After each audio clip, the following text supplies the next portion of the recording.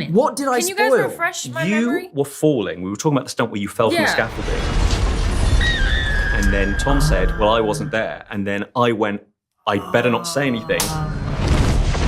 Because if Tom wasn't there, that means Someone else was there. Tom Holland is arguably Marvel's biggest superstar. But let's be completely honest, he is also Marvel's biggest liability. From spoiling the industry's largest movie secrets to getting casually ignored by global icons, Tom has built a legendary reputation for being the most awkwardly unfiltered celebrity on the planet. And today, we are counting down his absolute most chaotic, viral, and humbling interview breakdowns. But I saw somewhere that you DM'd Erling Holland and he didn't respond to you. Yeah. Erling Holland had no idea who Tom Holland was when he DM'd him and asked to hang out. He doesn't watch movies, so he thought that he was a random person. Now, tell us the truth. Did you DM Erling Holland? Yes. Yes. You'd think being Spider-Man gets you an automatic pass into anyone's inner circle, right? Well, think again.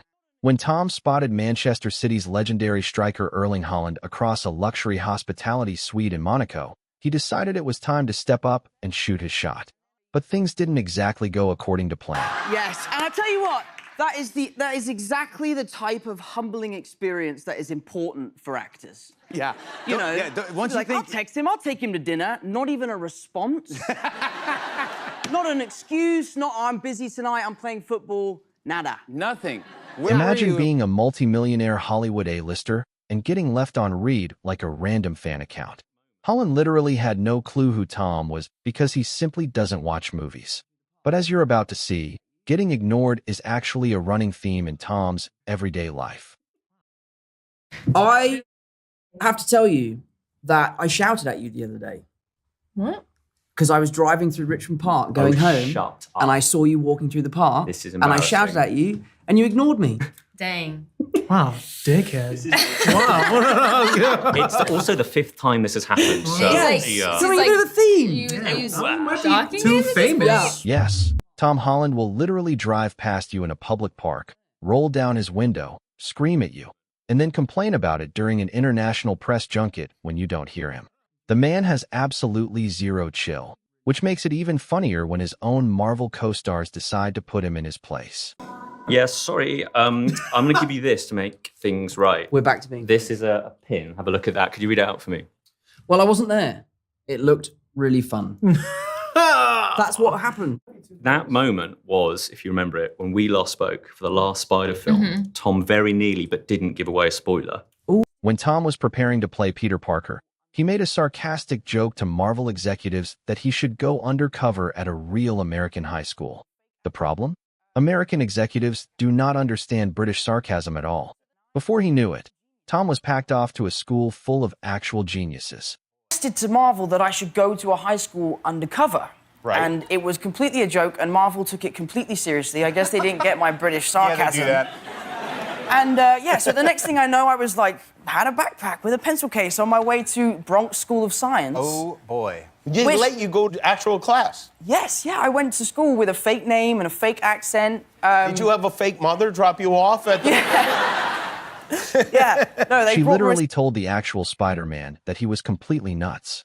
You honestly can't make this stuff up. But while ordinary students didn't believe his stardom, Tom's Marvel mentor Robert Downey Jr. was always right there in the background, keeping him on a very tight leash. I went to homecoming, so that I didn't really relate to. I was at home crying during homecoming. What do you call homecoming over across the pond? Yeah. We call it prom. You call it prom. And- What do you call prom?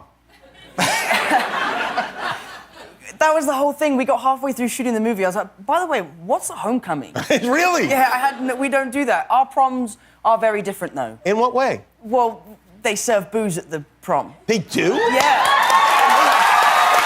The father-son dynamic between RDJ and Tom Holland is totally unmatched.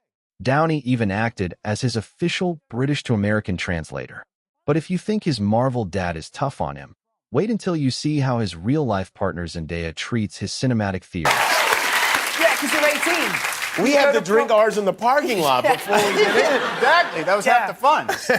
Yeah, my prom was a disaster. Oh, I bet it was. You got a bunch of 18-year-olds drunk and throwing up on each other. Yeah. Did you know about like what American schools are like? Because you have to play Peter Parker, who is a student, a high school student. Yeah, I think that was probably the most daunting part of taking on this character. So as a joke, I suggested to Marvel that I should go to a high school undercover. Right. And it was Whenever Tom and Zendaya sit down for an interview together, the script completely goes out the window. Tom likes to believe he is an elite, Michelin star chef who pay close attention to structural realism in his movies. Zendaya? She likes to bring him straight back to reality. I'm a really good cook, albeit you don't think so. And Zendaya claims that she's a really good cook. Well, I've never and I really, don't think I've never so. really had. To be fair, the that black bean burger thing you made the other day was actually really good. Yeah, and listen, I've never had one of your dishes that was so fancy and special. So Yeah, I specialize in meat dishes, and you're vegetarian. yeah, So. and She the called meat- him out for overcooking food and completely dismissed his structural complaints about nanotechnology. It's safe to say Zendaya is the only person who can completely disable a superhero with just a quick glance. But the trolling doesn't just stop at movie sets. It enters the wizarding world too. Yes. Just because someone is honest and upfront does And not mean evil. that they're Slytherin. No. Okay. Maybe you could be the person to turn Slytherin around and stop giving it such a bad rep. You know, maybe. I think MJ she'd could- throw off the beaten path because, Ravenclaw or something. Just Yeah, like, Ravenclaw's not a bad one. something just really, you Yeah. know, she's like the underrated ones that people don't talk about. You know That's what I'm true. saying? Nice. Zendaya would You like would be to a be Gryffindor, yeah. Yeah. Sorting your girlfriend's character into Slytherin on camera is a very brave move, Tom. But behind all the roasting, sarcasm, and leaked movie spoilers, there's a side to Tom Holland that the flashy mainstream Hollywood media completely missed, and it took a deep, serious talk to finally uncover it. announcement, which unfortunately we have to do, and say that I'm taking a break from social media. And I try to position myself and say, like, I'm taking a break from social media because I feel like my mental health will benefit from it. And the thing that really upset me is the press ran with that, and they tried to make out that I was having this mental breakdown. And what upset me was, if I was having a mental breakdown, that's not for you to report on. They took the story in the wrong direction, and By they tried. transforming his deepest vulnerabilities into open conversations, Tom proved that true strength isn't about being an untouchable superhero on a cinema screen. It's about having the immense resilience to stand up, put your head down, ask for help, and stay completely true to who you are.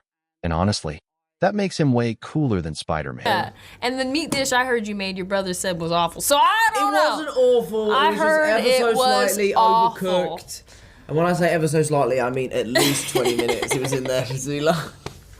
I do these roast potatoes that will knock your socks off. Talking all this, but I have yet to